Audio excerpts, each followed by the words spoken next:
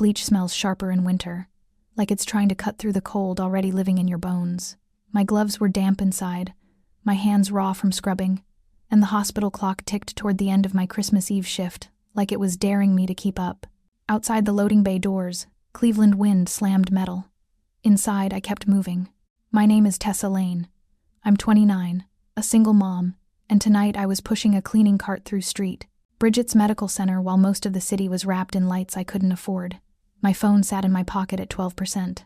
Our heat had been out since Tuesday. The landlord said the part was coming. The part never came. Eli and I had been sleeping in sweaters, breathing little clouds into the dark. I kept seeing my son's face while I wiped fingerprints off a nurse's station. 7 years old, the kind of kid who says he's not hungry because he doesn't want his mom to worry. I packed his lunchbox anyway, even when there wasn't much to pack, because I needed him to feel normal. I told myself Eli was home, safe, tucked under the thrift store blanket with the cartoon rockets. I told myself the borrowed space heater was still humming. I told myself the buses would run on time, because they had to. My whole plan for surviving Christmas Eve was simple. Finish my shift, catch the last route, and step into our apartment with leftover cafeteria rolls I'd slipped into my bag like they were treasure. But plans don't care about people like us. Plans get canceled for holiday schedules. Plans get buried under snow. And I didn't know yet that while I was scrubbing someone else's hallway, my son was making his own plan. Across town, our apartment was dark and too quiet. Eli stood by the radiator, watching it like it might suddenly remember its job. Then he looked at my note on the counter. I love you. Lock the door. I'll be home after midnight. He traced the pen marks with a finger like he could touch me through them. Earlier in the week, when I found another shut-off notice under the door, I'd muttered that Santa forgot our address again. I meant it as a joke. I meant it to be lighter than the truth, but kids don't hear the parts you soften. They hear what you believe. Eli had gone to the bus stop with me before, in daylight, when I couldn't afford a sitter. He knew the shelter glass with the cracked corner. In his kid brain, meeting me after my shift wasn't dangerous. It was a surprise. It was a way to help. So he pulled on his boots and wrapped his scarf twice. He slid his hands into my mittens because his gloves were thin. He moved quietly, because he was a good kid, and good kids don't make problems. The door clicked shut behind him, and the apartment stayed quiet, as if it was waiting. Back at Street Bridget's, my shoulders burned with tiredness. I kept checking the time, because time decides whether you make it home, whether you miss the bus, whether you miss something you can't afford to miss. Just after 2 a.m., my shift finally let go. I washed my hands until they stung and stepped outside into air so cold it felt like it wanted to take something from me. Snow had stacked against the curb in dirty ridges. The street was quiet in that holiday way, like the city had decided to disappear. The bus stop sat under a flickering lamp. The schedule sign was crusted with ice. No headlights, no engine hum, just snow spinning sideways and a digital display blinking delays, as if the night itself had decided to stall again here. And inside the shelter stood a man who didn't belong to this block. He was alone, perfectly still, wearing a dark tailored coat that looked expensive even under cheap light. His posture was controlled, like he didn't waste energy on anything that didn't matter. Eli's small boots crunched through the snow as he approached, drawn to the only other living thing in the storm. He tipped his face up at the stranger, and in that innocent, earnest way he let it slip that Mom had said Santa forgot us again, making the man's attention snap to him like a lock turning. I didn't know what happened at the bus stop yet. I only know that later, when I couldn't sleep, my mind would replay a picture I hadn't witnessed. Eli's small boots in the snow, a stranger in a black coat, and that simple belief that Santa had skipped our street again. In the moment, all I felt was the tired relief of being done. My shift ended a little after 2 a.m. I clocked out, shoved my numb hands into my pockets, and stepped into cold that makes your teeth ache. The wind carried that hospital smell, bleach and hot air straight into the storm. My phone blinked at 8%. One bus, I told myself. One ride home. Then Eli. The stop outside Street Bridget's was empty. No bundled neighbor, just snow skittering sideways and the digital sign flashing a delay with no reason. I checked the transit app with a thumb that wouldn't stop shaking. Holiday service. Weather advisory. I swallowed irritation and told myself it would still come. By the time I got off near our Cleveland block, it was close to 3 a.m., and the wind had picked up. My building steps were glazed with ice. I climbed fast anyway, because I could already taste warmth in my mind, the cheap cocoa packets, Eli's soft breathing, the little ritual of touching his forehead to make sure he was there. The hallway was colder than outside. That was the first wrong thing. The second was the silence behind our door. Eli usually left a nightlight on, a small blue glow that made the place feel less lonely. Tonight there was nothing. I pushed inside and the dark hit me like water. I said his name once without thinking, then again with my throat tightening. No answer. His blanket was on the couch instead of his bed. The lunchbox sat open on the counter, empty. The borrowed space heater was dead, its cord dangling like an arm. My stomach dropped so hard I went lightheaded. I called, straight to voicemail. I called again, watching my battery fall like sand. I banged on Mrs. Donnelly's door across the hall, the neighbor who had offered more than once to keep an ear out for him when I worked late. When she finally opened it, her hair was wild and her eyes were fogged with sleep. She looked past me into my apartment, like she expected to see him there. And the truth landed. She'd assumed he was inside. She'd fallen asleep in her recliner. She hadn't heard a thing. Anger flashed so hot it scared me. Not at her exactly, she was old and kind and human, but at the way the world makes you patch childcare together with favors and luck. At the landlord who never fixed the heat. At holiday bus cuts that treat working people like an afterthought. My voice still came out broken as I searched her face for any clue. Then I saw my own note on the counter, the one that told him to stay inside and wait until I got home, and everything clicked. Eli had read it, and he'd taken it like a plan instead of a promise.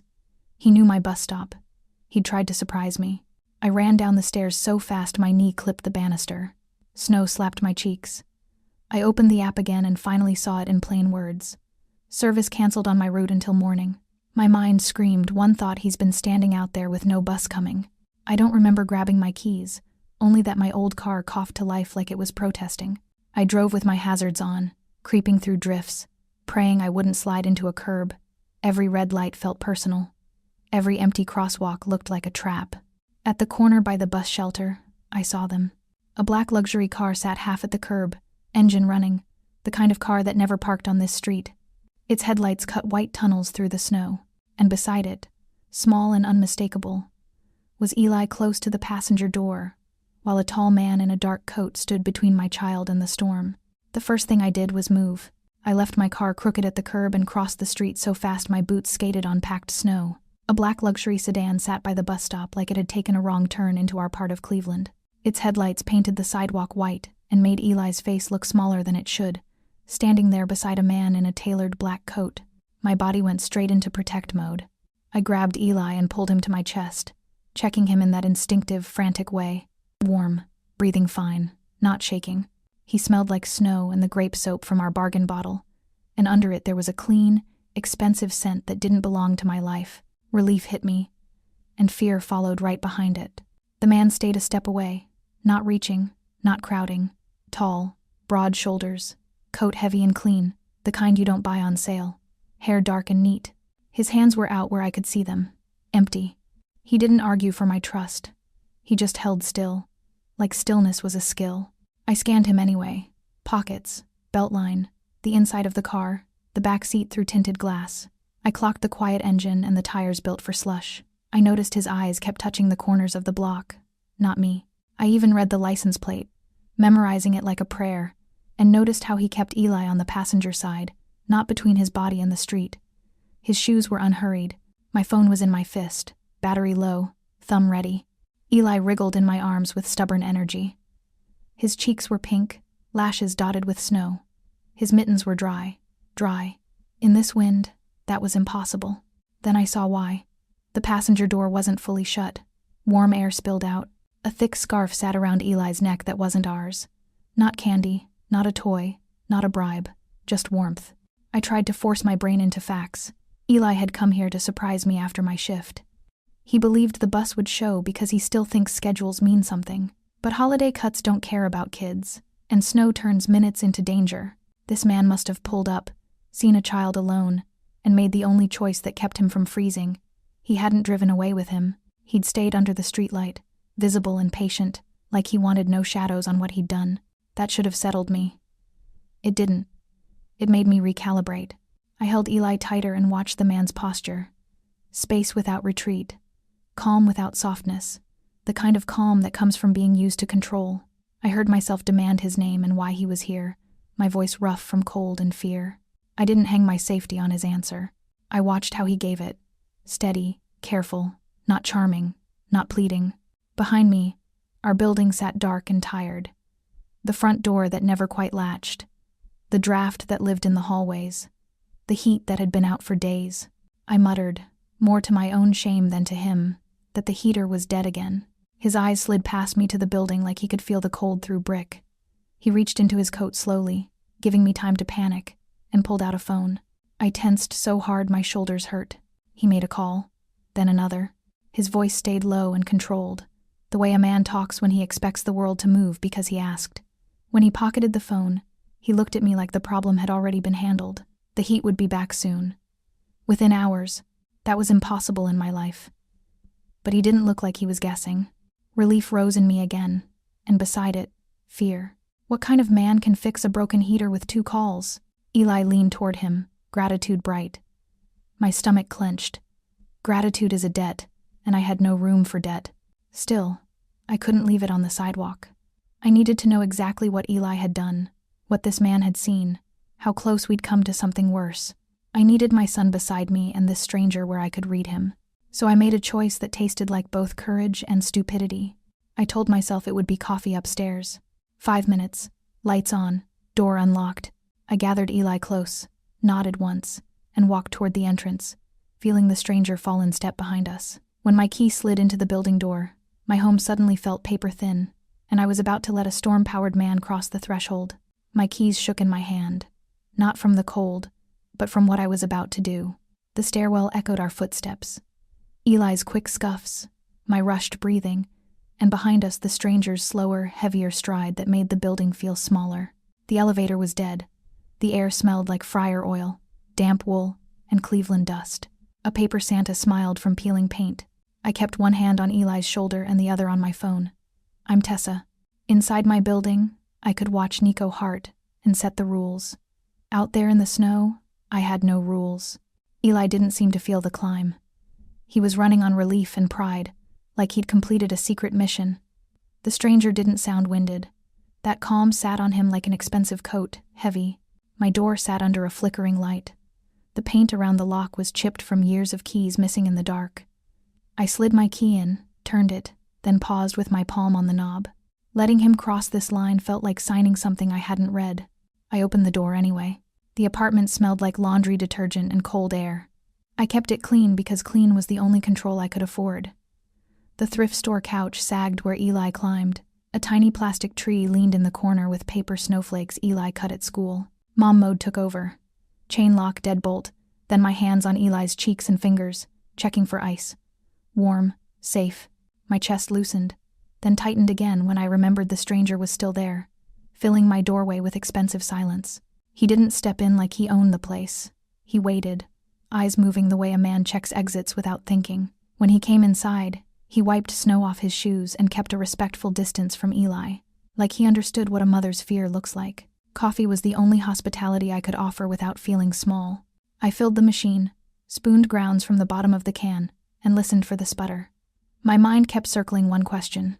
Who has the reach to turn a holiday bus cancellation into a safe return? Eli became a tour guide, tugging him toward the wall where drawings were taped up with mismatched tape. A stick figure mom, a little boy, a Christmas tree made of dots. He showed him a toy dinosaur missing a leg and beamed like he'd found a new friend.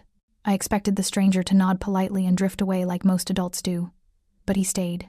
He crouched down, not too close, just enough to be on Eli's level. His face barely changed, yet his attention was steady, like he was starving for something simple and didn't know it. When the coffee finished, I pulled out our mismatched mugs. One had a chipped rim. I almost hit it, then stopped. Let him see the truth. He took the chipped mug without hesitation. His gaze drifted to the framed photo on the shelf, the one of Eli and me at Edgewater Park last summer. His eyes lingered. Something tight crossed his expression, quick as a flinch, like warmth hurt. Then the vent near the floor made a sound I hadn't heard in days, a low rush of air. The heater kicked on. Dry heat spilled into the room, and relief hit me so hard my knees went soft. Right behind that relief came dread. Because the heat didn't come back because the landlord cared or because the city remembered us on Christmas Eve. It came back because the man in my kitchen had made one call and the world listened. I stared at the vent like it was proof I'd just let real power into my home. A little later he left as quietly as he'd arrived, the hallway swallowing his footsteps again. Eli hovered near the door, already forming questions I wasn't ready to answer. When the latch clicked, I stood there in sudden warmth and realized the stranger hadn't left me an object to repay. He left me a feeling I couldn't scrub off, being seen without pity, and the terrifying comfort of someone dangerous choosing gentleness with my child. I tucked Eli into bed, kissed his forehead, and told myself this was a one-time storm miracle. But as the apartment warmed and the snow kept falling, I understood something I didn't want to admit. Help like that never comes only once. The radiator ticked once, then again, like it was waking up. At first I thought it was the building settling under the wind. Then the vent by the kitchen baseboard exhaled warm air. Real heat. The kind that doesn't just warm your ankles, but changes the whole room. Cold has a smell, damp paint, dust, a sour bite that clings to your hair. Warmth erased it. The window glass stopped frosting at the corners. My fingers stopped aching just from holding a mug. Eli noticed before I let myself believe it. He held his hands over the vent like it was a campfire. His shoulders dropped. He did a little bounce in his socks, laughing like this was the best Christmas gift anyone could get. My first feeling was relief. My second was shame, because I had gotten used to being cold. For 2 weeks I'd been boiling water for steam, stuffing towels under the windows, layering Eli in whatever clean clothes I had, and calling it temporary. I kept my phone charged at the hospital because our kitchen outlet sparked. I kept smiling because a single mom's smile is sometimes the only heat left in the house. Now, within about 2 hours of Nico Hart leaving my apartment, the whole building was warm again. That timing sat in my stomach like a stone. The hallway proved it wasn't just us. Doors opened. Footsteps thudded. Pipes ticked and popped in the walls like they were gossiping. My phone lit up with the building group chat. People celebrating. People confused. People asking what changed. A knock came soon after. When I cracked the door, the superintendent stood there with tools he never brought when we begged. His eyes kept flicking past me, like he expected someone else to step out of the stairwell. I caught the landlord's number glowing on his screen and understood everything without hearing a word. The heat hadn't returned because we mattered. It returned because someone made us impossible to ignore. I shut the door and leaned my forehead against it. My palms were warm for the first time in days. My body wanted to cry with relief. My mind did math instead. 2 weeks of silence meant we were invisible. 2 hours meant pressure had been applied. And pressure doesn't happen by accident on Christmas Eve. It happens when a man with reach decides it will. That was when gratitude turned into dread. Because if Nico could fix the heat like this, what else could he change with a call? What doors could he open? What doors could he close? What did he have to threaten, or promise, to make a landlord suddenly care? The vent kept breathing, steady and patient, but the warmth started to feel borrowed, like it came with an invisible receipt. Eli was glowing. He sat on the rug with a dull crayon and drew a picture of our building with steam coming out of the top like a cartoon. In his mind, heat was magic. In mine, heat was proof. I unplugged the space heater and listened to the silence. The apartment didn't immediately drop back into misery, and that alone felt unreal. Eli's pajamas finally looked too thin instead of dangerous, and I realized how often I'd been scanning his skin for blue. Warm air loosened my shoulders, and in that loosening I felt fear. If relief can feel this good, what will I do when it disappears again? Proof that I had let a powerful stranger into my life, and power never shows up without a shadow. I watched Eli's face relax in a way I hadn't seen in weeks, and something inside me hardened into a boundary. I would not let my child be the reason I drifted toward Nico Hart. I would not trade our peace for comfort if the cost was a debt I couldn't repay. I would not raise Eli under the reach of a man who could bend reality in 2 hours. Then my heart betrayed me, quietly. I kept replaying Nico anyway. Not the car, not the money, his stillness in the snow, the way he kept his distance from Eli, like he understood a mother's fear, the way he held a chipped mug like it mattered. The half-second flicker of loneliness I'd seen before he tucked it away behind control. I hated that I noticed. I hated that I wondered what kind of life makes a man flinch at warmth. By the time the apartment finally felt livable, I realized I'd traded one kind of cold for another. The cold of owing the wrong man. I told myself I would never see him again. Then my phone buzzed with a new number. No name, no explanation, just a short message that made it clear he knew how to reach me, and he expected me to read it. I stared until the screen went dark, and the question that wouldn't stop pressing on my ribs was the same one that had started in the storm. Why would a man like that choose us? Warmth has a sound when you have lived without it. A soft tick inside the radiator. A sigh from the vent. Eli pressed his palms to the baseboard and laughed like the air itself had turned into a gift. I should have stayed inside and let that relief carry me. Instead, I stepped into the hallway, because my body needed proof the miracle was real. The stairwell still smelled like frying oil and old paint, but the bite of winter was loosening. That was when I saw him. Nico Hart was still at the curb, beside his car, half-shadowed under a Cleveland streetlight. He was not pacing or complaining. He simply stayed, posture controlled, hands loose, face unreadable. The realization landed hard. He was the kind of man who did not do a favor and vanish. If he decided something mattered, he remained.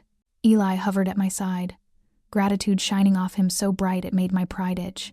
He kept glancing down the stairs, like he wanted to run and thank Nico again for the warm car, for getting him home, for making the heat return like someone flipped a switch.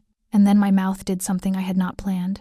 The invitation slipped out because my son's joy pushed it forward, and because my conscience could not ignore what this man had done. If Nico was going to be part of our night at all, it had to be inside my rules, not outside where I had none. So I gestured toward the stairs and let him follow. The elevator sign was still taped up. The steps were scuffed down the middle from years of people carrying groceries and kids. Paper snowflakes hung crooked on the railing, on neighbors' doors, uneven. Nico climbed quietly. His boots barely made a sound, and he stayed a few steps behind Eli, never crowding him. But his eyes kept moving, tracking corners and landings and the dark spot near the mailboxes. It was not curiosity. It was assessment. By the time we reached my floor, my keys were damp in my palm.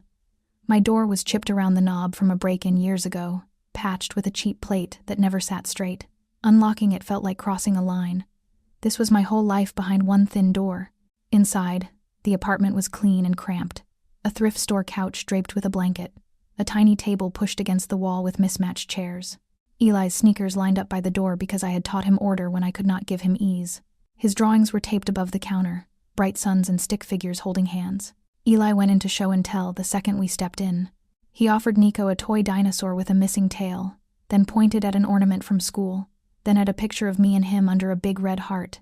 I watched Nico listen. He did not perform kindness. He did not rush Eli. He simply gave him attention, full and steady, like this mattered. My hands needed a job, so I made coffee. The can was cheap and nearly empty, the kind I stretched until payday. The machine sputtered, then the smell rose, bitter and familiar. The mugs were mismatched, too. One had a faded snowman. The other was plain and chipped. Offering the chipped one felt like an apology and a dare at the same time. Nico took it like it mattered. That should have calmed me. Instead, it made me alert. Kindness can be a hook when it comes from the wrong man. His phone vibrated once, deep and muted. He glanced at the screen, and something in his eyes shifted. Not fear, not surprise, a quick, cold calculation. He silenced it with one touch and slid it away like cutting a wire. Eli's energy finally dipped, the way it always did after excitement. Warmth made him safe enough to get sleepy. He curled under the blanket on the couch, cheeks pink now instead of gray from cold. The radiator ticked behind us, steady. The room got quieter, and in the quiet I felt the weight of being alone with Nico in my space. I stayed close to Eli, half blocking him without meaning to. I told myself it was just being smart. I also had to admit something I hated. Nico looked at my son like he understood what it meant to keep a small body breathing through a hard winter. And when he looked at me, I felt seen in a way that made my throat tight. Not judged, not pitied, simply noticed. When Nico finally shifted like he was about to leave, my chest loosened and tightened at the same time. Relief, because the test was ending. Panic, because the warmth he brought would go with him. And I did not mean the radiator. I made myself a rule right then. Quiet and firm. He could be a one-time miracle. He could be the man who kept my kid from freezing and then vanished back into whatever world he belonged to. No more. Then Eli stirred in his sleep and reached out, the way he reached for me when nightmares came. Nico paused, eyes on my child, and something in his stillness told me my rule was already cracking. By the time the door clicked behind him, the apartment finally felt warm, and I realized I had traded one kind of cold for another, the kind that comes from being remembered by the wrong man, and wondering if he would come back soon with a bag of food and the same calm that made my son run toward him like family. I barely slept the night after Christmas Eve. I just lay there listening to the building click and groan as the radiators learned how to work again. Eli was finally warm enough to sprawl, breathing slow, His face relaxed in a way I had almost forgotten. I stared at the ceiling stain and replayed Nico Hart's stillness. The way he watched my son like gentleness was a decision. I tried to blame it on panic. Fear does not drain out of you on command. Still, my mind kept circling back to the chipped mug in his hands, the careful way he held it, like broken things could matter. That thought made me angry. 3 days later, Cleveland dropped another tired layer of snow. I came home from my night shift with bleach in my hair, my phone blinking low battery, and my shoulders aching from pushing carts down hospital corridors. I expected cold corners and an empty fridge. Instead, the apartment was warm enough to feel wrong. The smell hit first. Roast chicken. Warm bread, something sweet. On my counter sat 2 plain brown paper bags folded tight at the top. No label, no note. Just bags, like they belonged to a corner store. My stomach dropped anyway. I checked the locks. I checked the windows. Then I checked Eli. He was safe. Cheeks flushed, eyes bright with a secret he could not hold. He tried to tell me everything at once, and I forced myself to slow him down. Nico had come by while I was gone. Not pushing inside, not acting entitled. Hovering at the threshold and offering the food like it was an accident that needed fixing. Too much, wrong order, leftovers. Any excuse that let him test if he was welcome without asking the question. My pride flared hot. Accepting help felt like swallowing glass. But I looked at my son and pictured dumping warm food in the trash just to prove I could stand alone. And my throat closed, so I turned it into routine, because routine is how I survive. I washed my hands. I wiped the counter. I plated the food like it was normal. Eli ate like warmth was a miracle, grinning and humming, pressing his palms to the radiator and laughing when it ticked. Watching him, I realized how much hardship I had trained myself to call normal. The building reacted fast. Doors opened. Footsteps rushed. My phone buzzed with the group chat blowing up. Everyone shocked the heat was back in every unit. Then the superintendent showed up with tools and urgency. 2 weeks of complaints had done nothing. 2 hours after Nico's quiet call, the radiators came alive. That was not luck. That was pressure. Relief washed through me anyway. Warm air pushed from the vent, carrying away the damp smell of cold plaster. Eli's shoulders dropped for the first time in days. I wanted to cry at how little it took to make him okay. Then the relief curdled. If Nico could fix a landlord's attitude on Christmas week, what else could he bend? And what would the cost be, even if he never asked for anything? Help like that is never free. Sometimes the bill just arrives later. I promised myself a boundary with both hands wrapped around my mug. Eli would never be the reason I got pulled into a man's world. If Nico's shadow touched my son, I would cut him off. And then, like life wanted to test that promise, Nico came back within the week. A knock. A pause long enough to let me decide. When I opened the door, he stood in the dim hallway. Tailored coat, calm face, hands visible. In one hand was a small paper sack, practical and unshowy. Another excuse that tried not to look like an offering. Eli heard the sound and ran before I could stop him, all joy and no caution. Nico did not step forward. He waited. He let my son close the distance, like he understood the only rule that matters here. Inside, my apartment felt smaller with him in it. Eli launched into school stories and dinosaur facts, showing drawings, lining toys up like a museum exhibit. Nico sat on my thrift store couch as if it did not squeak, listening longer than he needed to. I watched him fail at being untouchable in small ways. A real smile flickering, his eyes softening, his attention staying. Then I saw the crack. A siren rose outside. Sharp and red light pulsed through my blinds. To me, it was background noise. To Nico, it was a trigger. His shoulders jumped. His hand moved toward his jacket like muscle memory. His eyes went distant, locked on a point beyond my wall, like he had been yanked back into a place he did not want to name. For one beat, the calm mask slipped, and I saw raw reflex. Then he pulled himself back with control so tight it looked like pain. Slow breath. Hand lowered, presence made smaller, not from weakness, but from choice. He glanced at Eli, checking if my son had noticed, and he chose gentleness anyway. My skin prickled. I did not know his story, but I felt the truth. Something in him had burned, and he survived by never being surprised. Before I could settle around that, the danger followed him into my window.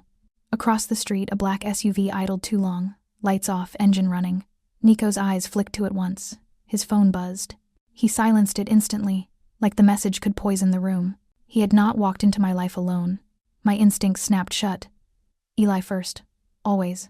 Even as Nico stayed gentle in my home, I promised myself I would cut him off if his world came near my son. After he left, I cleaned up crumbs and tried to scrub him out of my day.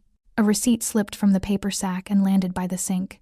The name at the top was Nicholas Hartwell, under a logo I recognized from the local news, tied to a man the anchors called untouchable. The heat hummed. Eli laughed in the next room, and I realized his name was not just a name. It was a warning tonight. 3 days later, the miracle feeling thinned out. The building went back to sounding like it resented us, and the broken elevator sign kept daring me to climb. I came home from another Christmas week night shift with disinfectant living in my sleeves and a grocery bag so light it made me angry. Eggs, bread, soup, cereal. I kept telling myself Christmas Eve was a fluke. Eli was at the table coloring when I unlocked the door. The radiator still gave warmth, but the draft under the window reminded me how fast comfort disappears here. I started putting groceries away, already deciding which bill could wait. Then the hallway went quiet. Not the normal quiet, the kind that means someone is standing outside your door. I froze with my hand on the fridge handle. Eli's head lifted, hope tugging him toward the door. When I opened it, Nico Hart stood on the landing, coat buttoned, posture controlled, snow dusting his shoulders. In one hand, he held a plain bag and a covered container. He didn't step closer. He stood like he was giving me an out, testing the line between my life and his. My first reaction was anger at the unfairness. A man like that could make heat return in 2 hours, could make a landlord suddenly remember his job, while I was counting eggs. I hated that anger because it made me feel small. Then came the reaction that always won. Shame for hesitating when my son needed stability more than my pride needed control. I let Nico inside, not because I trusted him, but because I trusted my rules. Better under my ceiling and my eyes than out in the dark where anything could happen. The apartment felt smaller the second he crossed the threshold. I waited for the measuring look people give. Nico didn't give it. He moved like he'd mapped the room and decided to keep his hands to himself. Eli lit up, and it made my chest ache. He hovered close, spilling stories, showing drawings and toys, the way kids do when they think they've found someone safe enough to impress. I kept watching Nico's hands, his shoulders, the corners of his mouth. I watched for the kind of smile that hides a transaction. Instead, I saw restraint. He listened. He stayed still. He let Eli's energy hit him and didn't flinch away. I made coffee because that's what you do when someone steps into your home and you don't know what to call them yet. The coffee was cheap and strong. I poured it into mismatched mugs and hated how vulnerable hospitality made me feel. We ate the food Nico brought because it would have been cruel not to. It was warm, real. Eli chewed like he was storing it up for a future hunger. I told myself I was accepting something that would go to waste, not a gift. And then the part that scared me most showed itself. Nico didn't ask questions, not directly. He didn't pry into my paycheck or my rent, but I noticed him learning us anyway. He clocked which cabinet held the mugs. He watched me grab the extra blanket without thinking. He noticed Eli always drank water before bed. He registered the rhythm of our apartment, the way you learn a song just by hearing it enough times. It should have creeped me out. A man collecting habits like evidence, but it also felt like care, and that contradiction made my skin feel too tight. Halfway through Eli's cartoon, Nico's phone buzzed. His face changed for a fraction of a second, like someone pressed a bruise. He stepped toward the window, turning his body so his voice dropped into a place I couldn't hear. I didn't need the words. The air shifted. The calm didn't vanish, but it became trained. When he turned back, his expression was smooth again, as if he'd practiced being harmless. That kind of control usually has a reason. Outside, an engine idled too long. I only noticed because Nico noticed first. His gaze slid past the glass, sharp, then returned to Eli again. For a second I pictured how danger follows men like him, quiet and patient, waiting for a mistake. My throat tightened.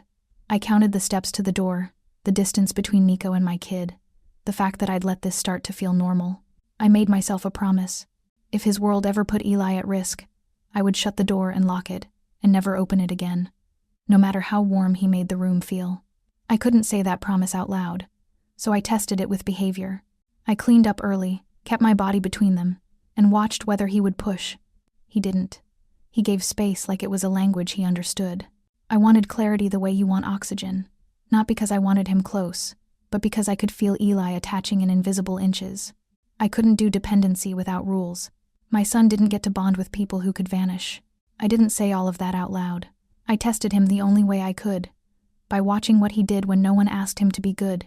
He didn't overstay. He didn't touch my things. When Eli's eyelids drooped, Nico lowered his movements, like he understood tiredness in a child's body. He kept his presence small, like he was trying not to take up more of my life than I'd offered. That was the part that confused me. He wasn't pushing, he was choosing. When Nico finally stood to leave, he paused at the door like he was letting me decide the shape of next time. I held my breath, waiting for the hidden ask. None came. He simply went. A door down the hall opened a crack.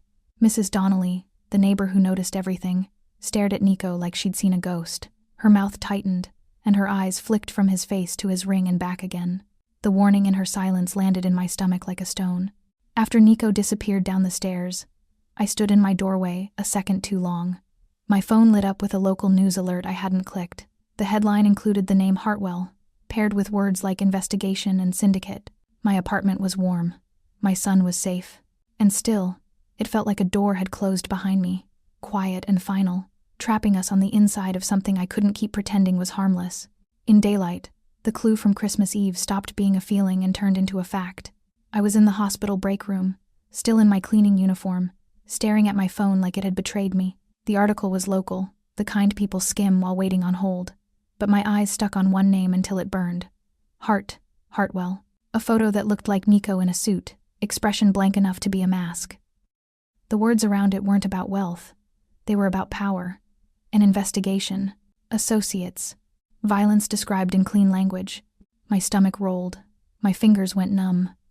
I heard my heart beat louder than the vending machine. For a second, I wanted to shut the screen off and go back to being invisible. But it wasn't only the article. It was how people had reacted before I knew what I was seeing. Mrs. Donnelly had gone stiff when Nico's car pulled up, then pretended she needed her mail.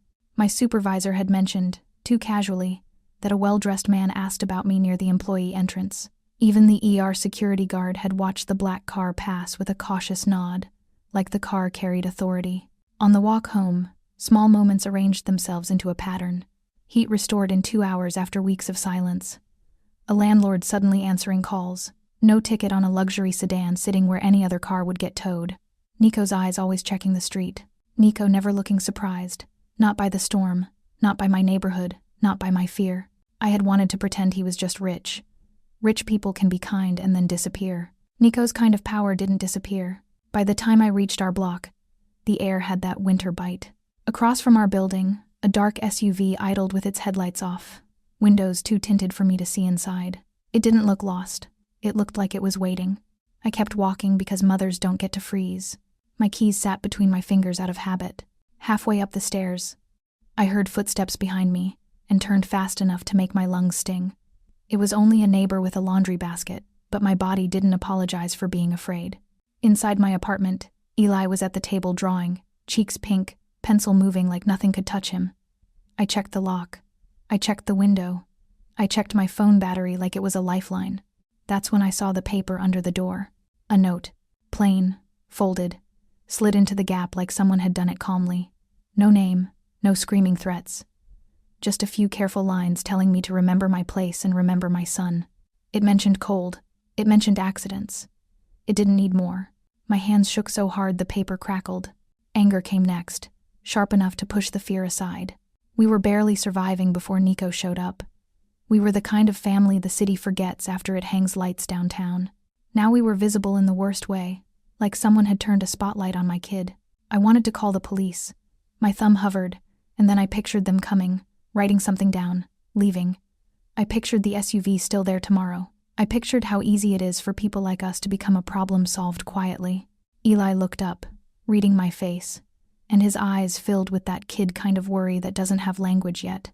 I swallowed everything and moved my voice into something steady, telling him to keep drawing, telling him I just had to handle adult stuff. I stepped into the kitchen so Eli wouldn't see my hands, and I answered. Nico's voice sounded calm, but the calm had a hard edge. He didn't ask what happened. He spoke like he already knew, not smug, prepared. I understood from what he implied that he'd had eyes on my building since the first night, that the kindness was never blind. He saw a child alone in a storm, and he also saw what kind of attention that could draw. 10 minutes later, I saw him through the peephole. Nico stood in the hallway with another man. bigger, silent, scanning like it was his job. Nico's coat was expensive, but he wore it like armor. He wasn't here as a guest. He was here as an answer. I opened the door with Eli behind me, my body already a shield. Nico didn't cross the threshold until I shifted aside. His eyes swept my apartment in one quick pass, then softened when they landed on my son. Soft in the center, lethal around the edges. Eli brightened with relief because he recognized Nico as the man who brought warmth and listened. He moved toward him like this was normal, like this was safe. It squeezed my chest until it hurt. Nico lowered himself anyway. He slowed his movements. He kept his hands visible. He let Eli be loud and happy without shutting him down. He chose gentleness in my living room like it was a discipline. Then Nico's phone buzzed, and for half a second his eyes went flat. He checked the window. He checked the street. The other man shifted in the hall. The hiss outside our life turned into a sound I could almost hear. In my head, I laid down rules because my mouth was still shaking. No strangers near my son. No secrets in my kitchen. No favors that become invisible debts. No protection that turns our lives into a cage. Nico offered the next step in the same measured way he did everything. A solution. A protected ride. A different address for the night. A temporary move until whatever was circling us got bored or got scared. Safety. Offered like a locked door. I looked at Eli, at his small hands smudged with pencil, at the radiator ticking with warmth, and I felt the worst truth settle in my bones. Saying no might be brave in stories. In real life, saying no might just be dangerous, and that meant I had to decide, right then, whether to slam the door on Nico Hart or let him keep my son alive through the night. By late afternoon, the snow had turned mean again, the kind that didn't fall so much as shove. I stood in our tiny kitchen in Cleveland with my hospital badge still clipped to my collar, watching the clock like it could judge me. My shift started at 6:30 p.m. If I missed it, I risked my job.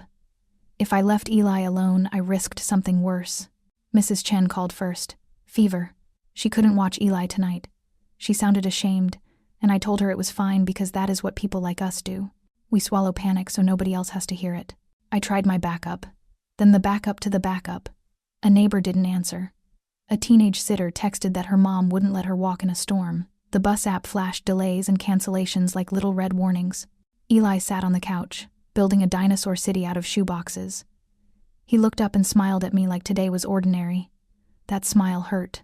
It reminded me how much I'd normalized hardship, how often I said we were fine when we were only surviving. I told myself I could call out.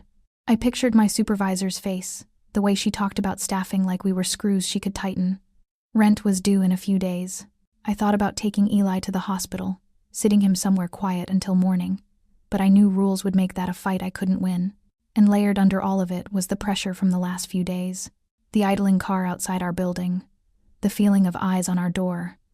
A note that had felt like a finger tapping my shoulder from the dark. My fear wasn't dramatic. It was math. A small child in a lonely hallway were the easiest target. I was rinsing a mug when I heard the knock, not the angry kind that rattles the chain. A soft, controlled sound, like whoever stood outside had all the time in the world. I slid the chain into place and looked through the peephole. Nico stood in the hallway, dark coat, clean shoes, snow barely clinging to him. He wasn't smiling. He wasn't begging. A few steps behind him, half in the stairwell shadow, stood another man with the posture of someone who watches doors for a living. Eli saw Nico and lit up with relief so pure it made me feel like a failure. My child had already decided this stranger was safe. I wanted to pull that trust back into my hands, keep it from spreading, but I couldn't unsee the truth. Nico had brought him home, kept him warm, and made our building's heat return like it was a switch only he could reach. I opened the door just enough to step into the hall, keeping Eli behind my legs. Nico's gaze flicked to the landing, then back to me. He didn't crowd the doorway. He waited. My mouth wanted to say no. My life wanted to say yes. I didn't fall into gratitude. I set conditions like a contract. He stayed in the living room. No one else came inside. No phone calls in front of my son. He followed our bedtime routine. He didn't touch anything that didn't belong to him. If I came home and felt even one thing off, this ended.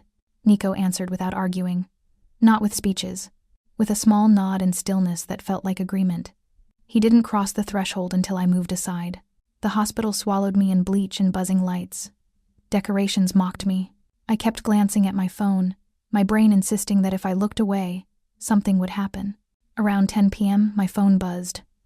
One short update from Nico. A car had slowed outside. He watched it. It moved on. My blood went cold anyway. It meant he was paying attention. It also meant someone else was. I worked through the night with my nerves stretched raw, scrubbing, wiping, pretending my hands weren't shaking. I hated that the only thing calming me was picturing Nico in my apartment like a guard dog I never asked for. By the time my shift ended, the sky had the deep gray color that comes before dawn. I hurried home on streets that looked peaceful only because snow hid the cracks. When I opened the building's front door, warmth breathed against my cheeks. Real warmth. The hallway radiator ticked steadily. I climbed the stairs and noticed a tiny change at our door. The chain sat tighter, looped differently, like someone had tested it and corrected it. Inside, the apartment smelled like tomato soup and clean laundry. The lights were dim. The television was off. A chair had been moved to face the door. Eli slept on the couch under his blanket, one sock half off, cheeks loose and pink with heat. A cup of water sat within reach. His dinosaur city had been nudged aside instead of crushed. Nico stood in my kitchen washing the one pot we owned. He looked tired in a way I hadn't seen before, like restraint was work. He didn't rush toward me. He didn't perform.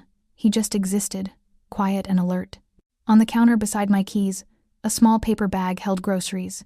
Bread, eggs, apples, nothing fancy. Nothing that screamed money. Just survival placed where I couldn't pretend not to see it. Eli shifted in his sleep and murmured, reaching out toward the kitchen the way kids reach for certainty. A word slipped from him that wasn't Nico's name. It was a roll. It hit me like a bruise blooming under skin. Nico's face changed for half a second, something unguarded in his eyes, and then the calm returned. My phone showed a missed call from an unknown number, timestamped 2:40 a.m., the hour when nothing good ever calls you. In the hallway, a faint scrape marked the paint near our doorframe, like someone had measured our life with a key. We survived the night. But standing there, watching my son sleep and watching Nico rinse my pot like it mattered, I understood the cost. Relief had found us, and relief was already turning into attachment. That was the point of no return. Pre-dawn in Cleveland makes the city look rinsed and unfinished.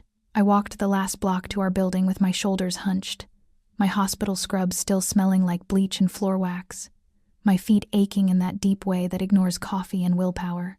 The wind found the gaps in my jacket like it had practice. I kept one hand around my phone, the other around my keys. The keys shook anyway. All night I'd acted like I could hold my life together through sheer stubbornness. At the door, that act got thin. The lobby door stuck like always.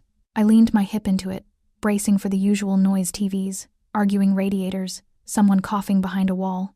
Instead, there was a hush, not empty, intentional, like a hallway that knows it's being listened to. Warm air met me on the stairs. Real warmth, steady, not the desperate blast of a space heater pointed at one corner. Even the smell had shifted, less cold, damp, and burnt cooking oil. More like the building had finally decided to do its job.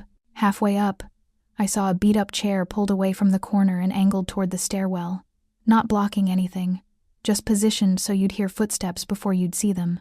My stomach tightened. That wasn't my chair, but it felt like it was guarding my floor. By the time I reached our door, my heart was high in my throat. I expected chaos. I expected Eli awake and scared, or Nico's shadow moving through my living room like he owned the air. I expected the price of last night to be waiting on the other side. Instead, I smelled coffee. I unlocked the deadbolt, paused with my hand on the knob, and let my instincts sweep. Chain, peephole, the gap under the door. Nothing looked wrong. That scared me more than if something had. Inside, the apartment felt held, not cleaned like a stranger trying to impress me, not rearranged like someone claiming space, just adjusted with careful intelligence, the way a place feels when someone learned its drafts and quietly worked around them. A door wedge sat tight at the base of the door. The blinds were tilted so the streetlight glare didn't cut across the room. A towel was rolled along the coldest window. The nightlight by Eli's bedroom door had been turned to face the hallway. The radiator ticked in a steady rhythm like it had finally accepted its job. On the counter, groceries sat in a neat line. Bread, eggs, fruit, milk, peanut butter. My cheap coffee maker was rinsed, the glass pot still warm. My chipped mug was upside down on a dish towel like it mattered. My work bag sat where I always dropped it. My pile of mail was still my pile of mail. No drawers left cracked open. No personal photos shifted. Nothing missing. The message wasn't control, it was restraint. And then I saw Eli. He was asleep on the couch under his blanket, curled on his side with his hand open, palm up, the way kids sleep when they don't feel like they have to brace themselves. His cheeks were warm pink, his breathing was deep and steady. The sight hit me so hard my knees went weak. A small cup of water sat within reach. His backpack was zipped and ready by the door. His coat hung on the hook. His shoes were lined up, toes facing out. Small things, proof someone had followed the routine the way I do when I'm trying to keep our world from sliding apart. I covered my mouth to keep from making a sound. I wanted to grab him and never let go, but I didn't want to steal this calm from him. Peace is rare in our apartment. Nico was in the kitchen, standing in the dim light, one hand braced on the counter like he'd been awake a long time. He looked up when I stepped in, and for the first time he looked genuinely tired, not weak, just worn at the edges. His knuckles were scuffed, raw in places. A faint bruise shadowed his jaw. The coat was still tailored, but it hung a little looser, as if he'd been standing in guard mode instead of in command. A plain ring sat on his hand, worn smooth. He didn't step closer. He didn't crowd me. He stayed where he was, giving me space to decide what this was. That mattered more than anything he could have said. I looked for signs he'd crossed lines. No extra shoes by the door. No unfamiliar smell drifting from my bedroom. No evidence of someone snooping just because they could.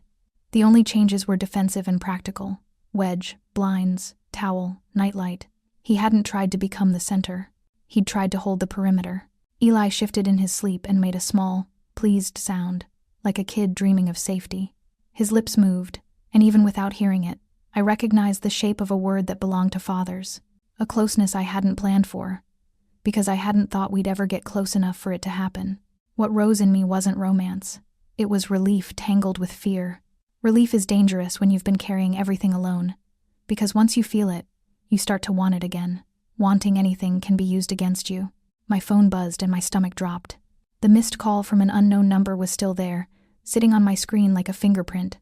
No voicemail, just proof someone had tried to reach into my life while I was gone. Nico's gaze flicked, not to my phone, but to the peephole in the chain, like he could feel pressure from the hallway. That was his real talent, I realized. Readiness. I stepped to the window and tilted the blinds a fraction. Across the street, a dark sedan sat with its lights off, engine idling so softly I barely heard it. It wasn't parked the way neighbors parked. It was positioned, waiting. My skin went cold in spite of the heat humming through the vents. I thought about the chair on the landing, the wedge under my door, the groceries that made breakfast possible, the way my son slept like he trusted the world for once. And I understood the new shape of my choices. I wasn't choosing between help and pride anymore. I was choosing between safety and ignorance. Ignorance was gone the moment someone decided to watch our building. I felt my old life closing behind me, like a door locking outside quietly. Before the sun finished rising, I was going to set rules Nico couldn't mistake, and I was going to demand the truth in a way that protected my son, because the world had noticed him, and that meant the world was starting to notice us. By 8 a.m, Cleveland was gray slush and hard wind. I had not slept. I'd laid down after dawn for a handful of minutes, then snapped awake with my heart sprinting, convinced I'd heard our door handle breathe. The signal from last night kept looping in my head. The sedan that idled across the street, the missed call with no voicemail, the quiet way Nico angled a chair toward the stairs like he expected trouble to arrive on foot. I told myself it could be nothing. Then I pictured Eli's face in sleep, relaxed for the first time in weeks, and I knew pretending was a luxury we couldn't afford. So I made rules. Keep my head up. Keep my keys between my fingers. Keep my voice calm so Eli never hears the fear today again. Don't linger outside. Keep Eli close enough that my fingers can feel his jacket seam. Scan reflections in glass. Don't say our last name where strangers can hear it. Don't post anything. Don't accept help that turns into a leash. Nico stood by the door while I moved through our cramped apartment like a checklist. Eli's lunch, his mittens, my badge, my cheap phone charging from a frayed cord. Nico didn't crowd me. He didn't ask questions that felt like ownership. He just stayed present, coat on, hands visible. The kind of stillness that reads as calm until you realize it's control. Eli's school was 3 blocks away, a brick building that smelled like wet boots and floor cleaner. Paper snowflakes were taped to the front doors. A holiday bulletin board in the vestibule was crowded with kids' drawings, bright colors fighting the winter outside. Ordinary, sweet. Exactly the kind of place that should have softened my shoulders. That morning, it sharpened them. Every car that slowed made my skin prickle. Every adult face felt like a question. I kept Eli on the inside of my body as we walked, and Nico stayed a half step behind, close enough to cover us, far enough that it didn't look like he was claiming us. Inside, fluorescent lights flattened everything. The hallway noise bounced off cinder block walls, squeaky sneakers, a kid laughing too loud, a teacher's shoes clicking. Eli tugged forward with the sudden urgency kids get around other kids, like school was a magnet and fear was something adults invented. At his classroom door, a staff member smiled and took us in the way people do without realizing it. Eli, then me, then Nico. I watched the assumption form before the words did. A tired mom, a little boy, a well-dressed man standing steady at our shoulder, a shape that fit a story they already knew. When they greeted us, they used the word dad for Nico, like it was easy. My stomach dipped.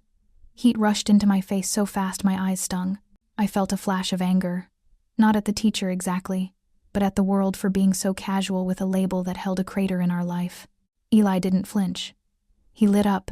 He moved toward Nico with that total kid trust that hurts to watch when you've spent years teaching caution. He pushed his backpack against Nico's leg like it belonged there. He looked up at him before stepping onto the classroom rug, the way kids do with someone they've decided can be the final yes. Then he patted Nico's sleeve, small fingers on expensive wool, carrying that soft pride of a child introducing someone he wants to keep. Nico did not claim the title. He didn't correct it loudly either. He held still and let the moment pass without grabbing it. His hand hovered near the backpack strap, ready to help. Then he let Eli carry it himself, like he understood the difference between support and taking over. I stepped forward, shoulder slightly in front of Nico, reclaiming the lead the way I'd been doing since Eli was born. I introduced Nico with a different label, one that protected my authority and my son's heart at the same time. I did it with posture, with my hand on Eli's mitten, with the way my name came first. Nico accepted it without a flicker, as if he'd expected me to draw that line.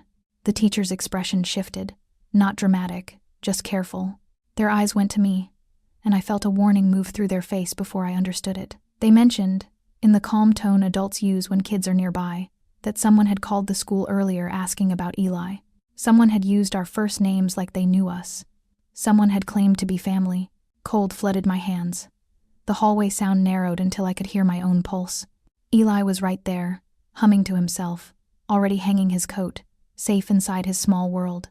I kept my face steady because he deserved that steadiness. I nodded like I was hearing a policy reminder.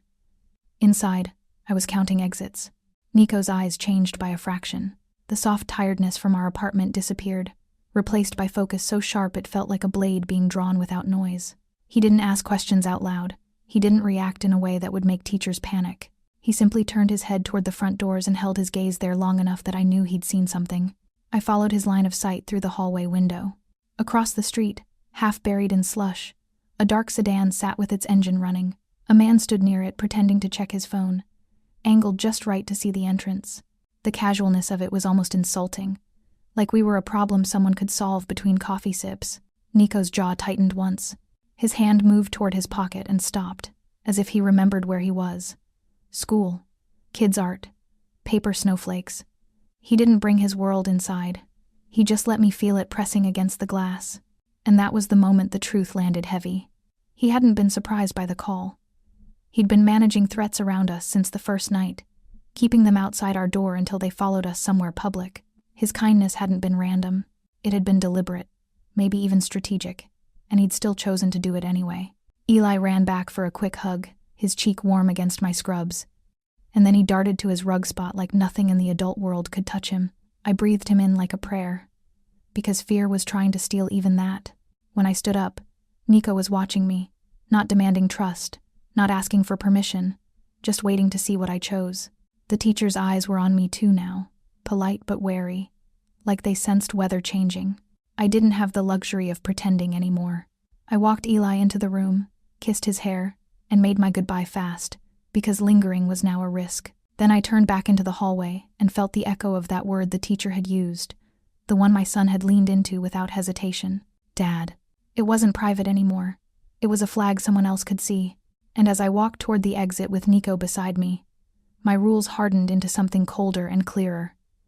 He was going to tell me what was hunting us, and if he offered a deal, it would come with my conditions first. The slush outside Eli's school cracked under my boots, and the sound made me flinch.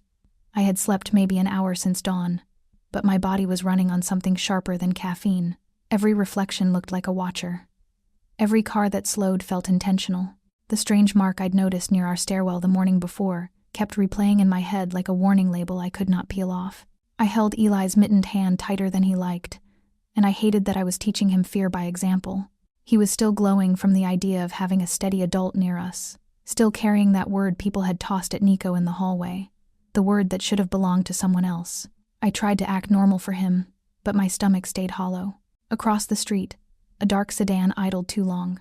The driver stared down at his phone with the same fake patience I'd seen outside our building. When I looked away and looked back, he was still there. My fingers went cold, and the cold wasn't from the weather. Nico did not make a scene.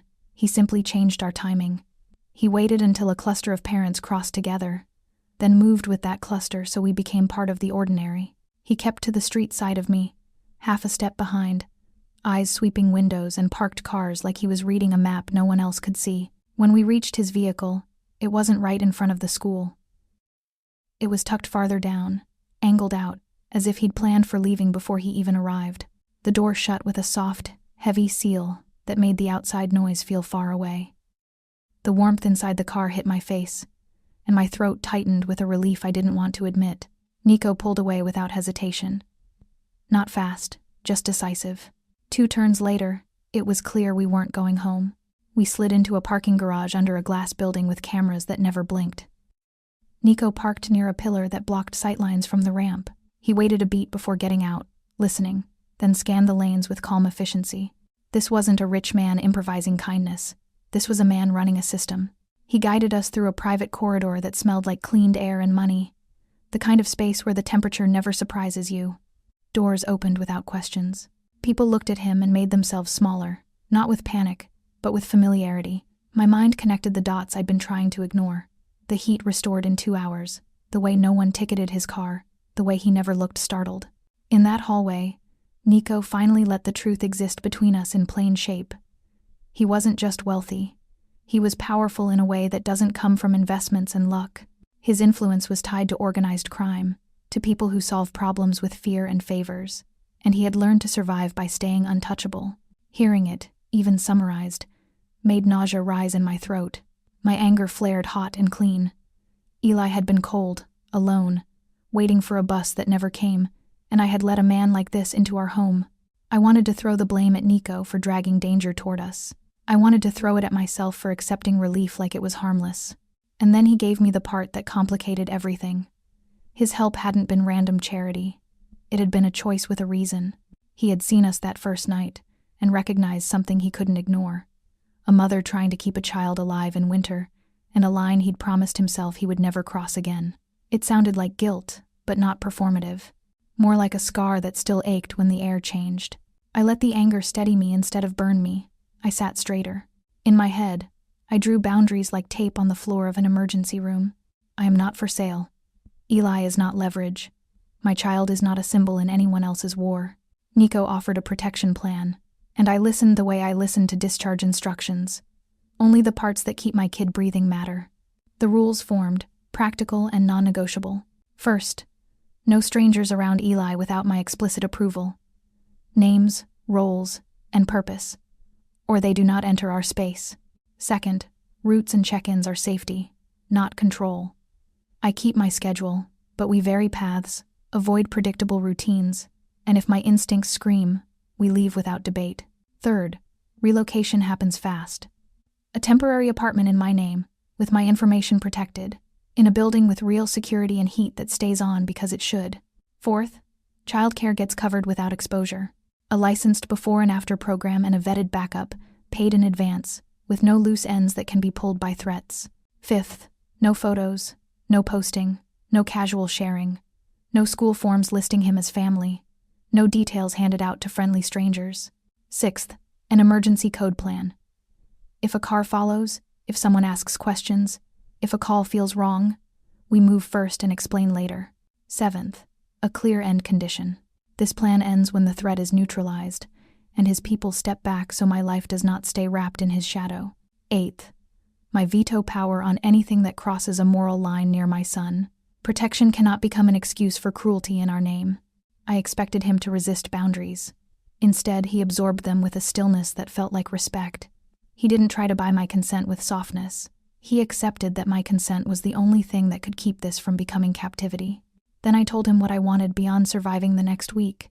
I wanted to go back to school. Not as a dream, as a plan. I chose the LPN program at the community college because it had structure and a license at the end.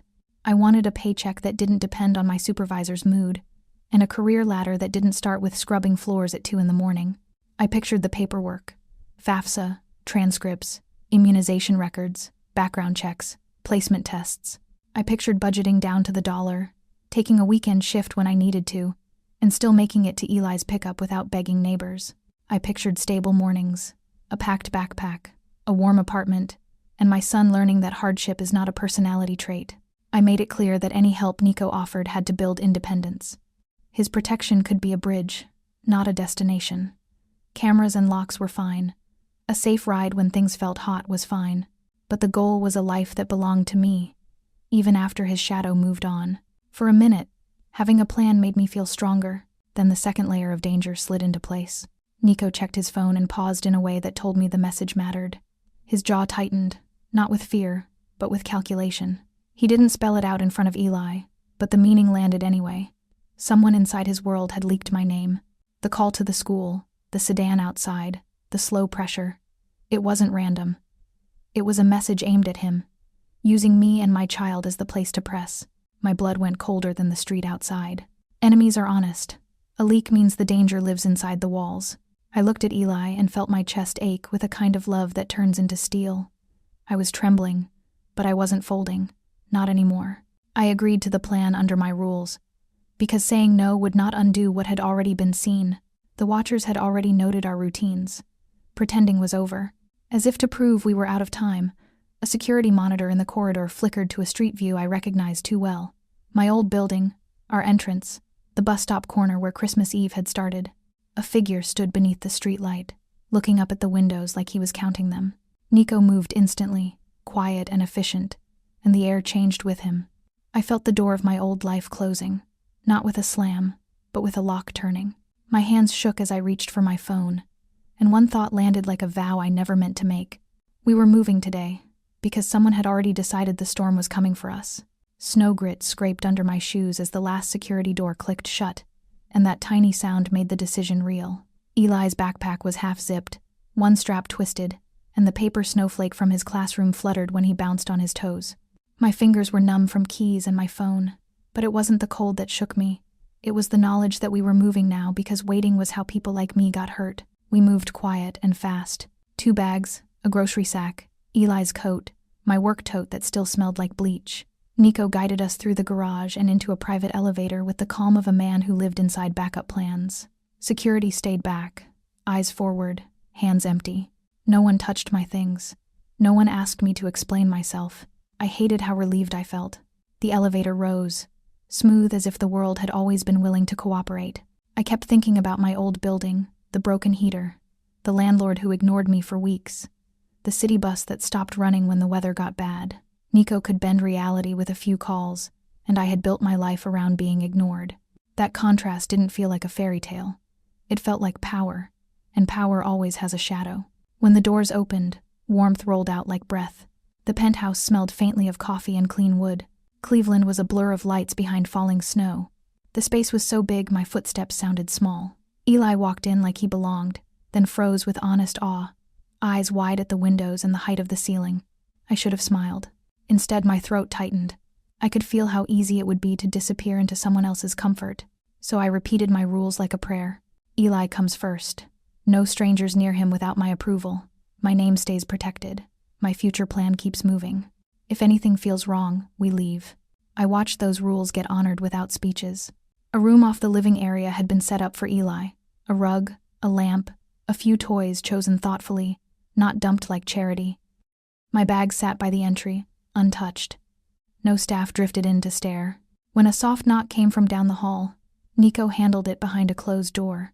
Whatever happened in his world stayed outside our space. My boundaries showed up again in small, steady ways. Child-safe zones meant no glass tables at Eli's eye level. The kitchen had a simple lock on a cabinet that held anything sharp. The security presence stayed distant and silent. Nico didn't ask to hold my son or play hero. He kept his hands visible and his movements slow, like he understood that in a scared mother's world, even kindness can feel like a grab. Eli found warmth before he found questions. Thick socks waited in his size. Hot chocolate came in a plain mug that wouldn't shatter if he dropped it. He curled into the couch and let out a sigh so deep it startled me.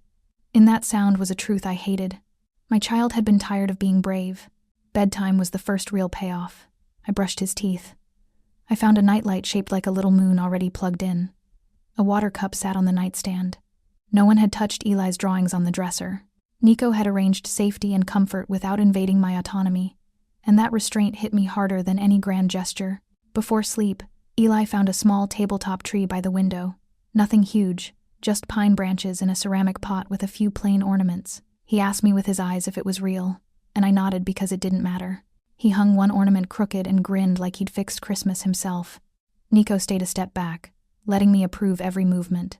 When Eli reached for a higher branch, Nico shifted close enough to catch him if he slipped, then stopped, hands open, waiting for my signal. That restraint steadied me. It told me space could hold us without swallowing who I was. Eli fell asleep fast. His hand stayed open on the sheet instead of clenched in a fist. I stood in the doorway longer than I needed to, letting my heart learn what peace sounded like. When I returned to the living room, Nico was waiting without pushing. He wasn't pacing. He wasn't filling the air with explanations. He set a small velvet box on the table between us like an offer placed carefully so I could choose whether to pick it up. The meaning, even filtered through my exhausted memory, was unmistakable. He wasn't buying me. He was offering a life with terms, responsibility, and the blunt admission that my son mattered to him. My first reaction was anger, hot and protective. My second was fear. Accepting anything from a man like Nico could feel like signing my name in invisible ink. I kept my palms on my knees and forced myself to think like a mother, not like a woman craving rest. I pictured my non-negotiables. I would start an LPN program in mid-January. I would keep my own bank account and my own credit. Eli would never be used as leverage. I would have veto power if anything crossed a moral line around my child. And I would keep the right to leave, no matter how warm this place was. Then I pictured the best version. And it wasn't luxury. It was Eli waking up safe. It was predictable mornings. It was me studying at a kitchen island without doing panic math over rent. It was help that builds independence instead of dependency. I picked up the box. The ring was simple, elegant, not oversized, not shouting. I could imagine wearing it without feeling like an imposter. I didn't melt. I decided. In my head, I laid it down like a contract I could actually read. I accept only if the plan makes me stronger, not smaller. I accept only if my future stays mine. I accept only if Eli stays protected and never used. I accept only if I can leave. Nico's response, as I remember it, wasn't a speech. It was a slow nod that felt like agreement with rules, not ownership of me. He didn't touch my hand until I offered it. Even then, his grip stayed careful. The next days proved this wasn't a fairy tale. There were school transfer forms handled through an address that didn't point straight to him. My name was kept off anything unnecessary. Childcare was arranged through vetted staff with background checks and backups, so I wasn't begging neighbors at the last minute. Tuition for my program was paid through legitimate channels, not cash slid across a table, and I was allowed to cut extra night shifts so I could finish. We moved the rest of my things from the old apartment in one quiet hour. A crew came and went like ghosts, never rummaging through personal boxes, never touching Eli's drawings with careless hands. I carried my little windowsill plant myself, dirt spilling into my palm, and it felt like proof that I had survived long enough to choose something different. But danger doesn't vanish just because you lock better doors. One night, while Eli giggled in the bath and I folded towels that didn't smell like damp concrete, Nico took a call behind a closed door. I didn't hear words, only tone, low and clipped. When he came out, his face was calm, but his shoulders held the tightness of someone bracing. A moment later, a security update flashed on a tablet. An unknown vehicle circling the block twice. Brief, contained, handled. Still, my stomach dipped. The shadow was still out there. Peace, I realized, is not the absence of threat. Peace is preparation plus choice. On Christmas morning, The city looked soft through the windows. Snow fell in slow flakes, and for once I wasn't listening for bus cancellations or radiator ticks.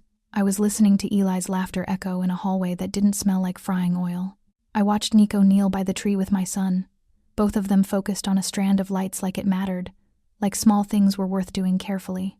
I drank my own hot chocolate and felt my shoulders drop an inch. Relief was dangerous because it invited attachment, but it was also a truth I refused to punish myself for. I didn't pretend Nico's world was clean. I didn't pretend a ring could erase risk. What protected Eli was structure, boundaries, consent, the willingness to tell the truth even when it was ugly, and the refusal to confuse rescue with love. Help that becomes freedom is different from help that becomes a cage. Love is not rescue. Love is respect plus responsibility, repeated on ordinary days, when nobody is watching. If you were in my shoes, what would you choose? Would you take protection if it came with rules? What boundaries would you set to keep your child safe and yourself intact? I still think about that, and I would honestly love to hear your answer.